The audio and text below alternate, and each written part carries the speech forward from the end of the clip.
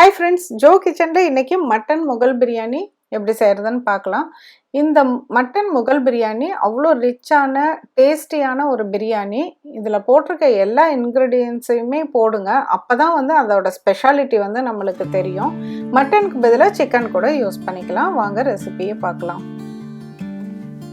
Please சேனலை subscribe பண்ணுங்கள், bell ஐக்கானையும் மறக்காமல் ப்ரெஸ் பண்ணுங்கள். மட்டன் முகல் பிரியாணிக்கு தேவையான பொருட்கள் என்னன்னு பார்க்கலாம். இந்த பொருட்கள் எல்லாத்தையும் மறக்காமல் எடுத்து வச்சுக்கோங்க. ஃபஸ்ட்டே பட்டை, கிராம்பு, ஜாதிபத்திரி, அன்னாசிப்பூ, மராட்டி மொக்கு. மராட்டி மொக்கு ஒரு தனி ஃப்ளேவர் கொடுக்கும், கண்டிப்பாக அதையும் சேர்த்திக்கோங்க. பச்சை ஏலக்காய், கருப்பு ஏலக்காய், பிரியாணி இலை 4 வச்சுருக்கேன். 2 அரிசி வேகிறப்ப போடுறதுக்கு.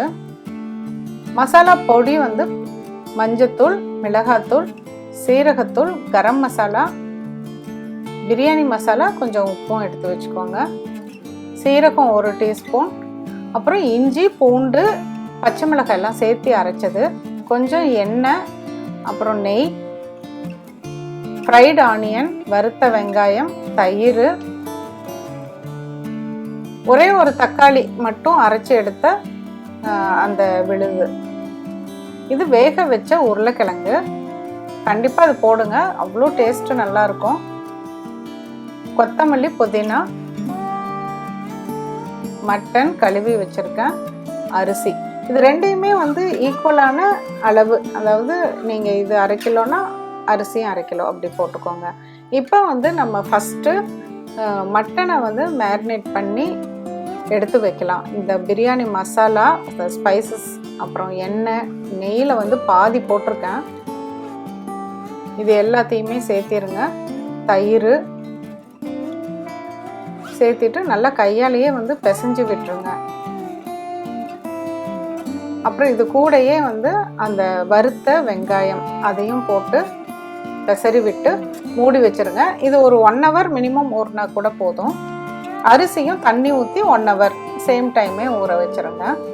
இது ரெண்டையும் எடுத்து வச்சுட்டு நம்ம உருளைக்கிழங்க, வேக வச்ச உருளைக்கிழங்கு, அதை கொஞ்சம் டீப் ஃப்ரை பண்ணி எடுத்து வச்சிடலாம். அப்போ தான் அது சாப்பிட்றப்ப அதோட டேஸ்ட் உங்களுக்கு நல்லா இருக்கும். இல்லாட்டி குழஞ்ச மாதிரி அந்த பிரியாணியோட மிக்ஸ் ஆயிரும். பாருங்கள், இது ரொம்ப எண்ணெயெல்லாம் உரியாது. ஜஸ்ட்டு அந்த கோல்டன் ப்ரௌன் ஆனப்புறம் எடுத்து வச்சுருங்க. இதுக்கு ஒரு தயிர் பச்சடி சொல்கிறேன். இப்போ இதெல்லாம் ஊறுற வரைக்கும் நம்ம இதெல்லாம் ரெடி பண்ணிடலாம். தேங்காய், பச்சை மிளகாய், கொஞ்சம் கொத்தமல்லி, அதை அப்படியே ட்ரையாக அரைச்சிருங்க. கொஞ்சம் வெங்காயம், இந்த வெங்காயத்தோட இந்த தேங்காய் அரைச்சதையும் சேர்த்திட்டு இது கூட தயிர், கொஞ்சம் உப்பு சேர்த்து மிக்ஸ் பண்ணிடுங்க. நல்லா மிக்ஸ் பண்ணி எடுத்து வச்சுருங்க. அவ்வளோதான். இது ஒரு வித்தியாசமான டேஸ்ட்டோடு இருக்கும். இப்போ ஒரு குண்டால் தண்ணி எடுத்துக்கோங்க. அதில் நம்ம பிரியாணி இலை, பட்டை, ஏலக்காய், சீரகம் இதை மட்டும் போட்டு நல்லா கொதித்து இந்த மாதிரி கலர் மாறுதில்ல, அப்போ அரிசியை போடணும். உப்பும் கொஞ்சம் சேர்த்திக்கோங்க. அந்த கலர் மாறுறப்ப அரிசி போடுங்க. அப்போ தான் அதோட ஃப்ளேவர் வெளியே வருதுன்னு அர்த்தம்.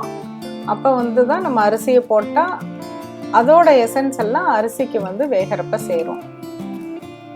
இப்போ நல்லா தண்ணி கொதிக்குது. இது ஒரு 3/4 பதம் கிட்ட, ஒரு 70% கிட்ட வரைக்கும் வெந்ததுக்கப்புறம் இந்த மாதிரி வடிகட்டியில் கூட நம்ம வடிகட்டி எடுத்து வச்சிடலாம். கொஞ்சம் தானே இருக்குது, அதனால் இந்த மாதிரி ஒரு வடிகட்டியில் வடித்து அப்படியே வைங்க. இப்போ மேரினேட் பண்ணின அந்த மட்டனை குக்கரில் போட்டு இதை கூடையே தக்காளி விழுதையும் சேர்த்திட்டு நல்லா கிளறி விடுங்க. இப்போ கொஞ்சம் ட்ரையாக இருக்குது, கொஞ்சமாக தண்ணி ஆட் பண்ணணும் அப்படின்னு தேவையாக இருந்ததுன்னா ரொம்ப கொஞ்சமாக தண்ணி விட்டுக்கோங்க. அப்புறம் எனிவே அந்த மட்டனில் இருந்தும் தண்ணி விடும். ஆக்சுவலாக இந்த ரைஸ் குக் பண்ணுறதுக்கு முன்னாடி சிக்கனாக இருந்தால் ஓரளவுக்கு குக் பண்ணால் ஓகே. பட் மட்டன் அவ்வளோ சீக்கிரம் வெந்துடாது. அதனால் மட்டனை ஃபஸ்ட்டு குக் பண்ணிடுங்க. இப்படியே குக்கர் போட்டு விசில் வச்சும் குக் பண்ணிக்கலாம். அப்படி இல்லைன்னா சும்மா வந்து அப்படியே விட்டு நார்மலாக குக் பண்ணுற மாதிரியும் மூடி வச்சும் குக் பண்ணிக்கலாம். சீக்கிரம் வெந்துடும் அப்படின்னா அந்த மட்டனுக்கு ஓகே தான், அப்படியே விட்டு குக் பண்ணிக்கலாம். இல்லைன்னா குக்கரில் வச்சுருக்கப்ப ஒரு 3 விசில் அந்த மாதிரி விட்டு குக் பண்ணி எடுத்து வச்சுருங்க. பாருங்கள், இதுக்கு வந்து இந்த மசாலா நிறையா இருந்தால் தான் கொஞ்சம் அந்த ரிச் டேஸ்ட்டு வரும். இருந்தாலும் ரொம்ப விட்டிங்கன்னா குழம்பு மாதிரி ஆயிரும், அதனால் அப்படி விடாதீங்க.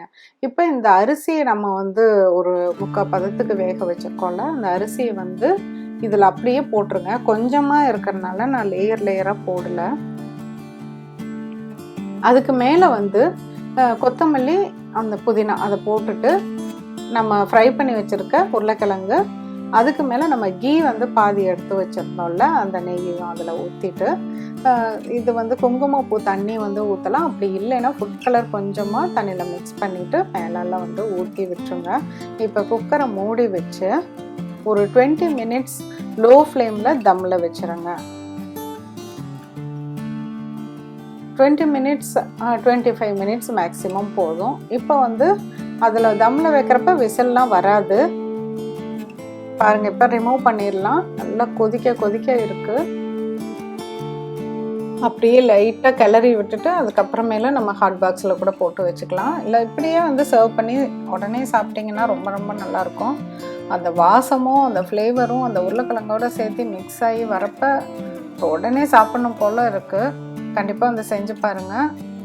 இதுக்கு இதே ரைத்தா வந்து செஞ்சு சாப்பிடுங்க. மீண்டும் ஒரு புதிய ரெசிபியோடு உங்களை சீக்கிரம் மீட் பண்ணுறேன். தேங்க்யூ.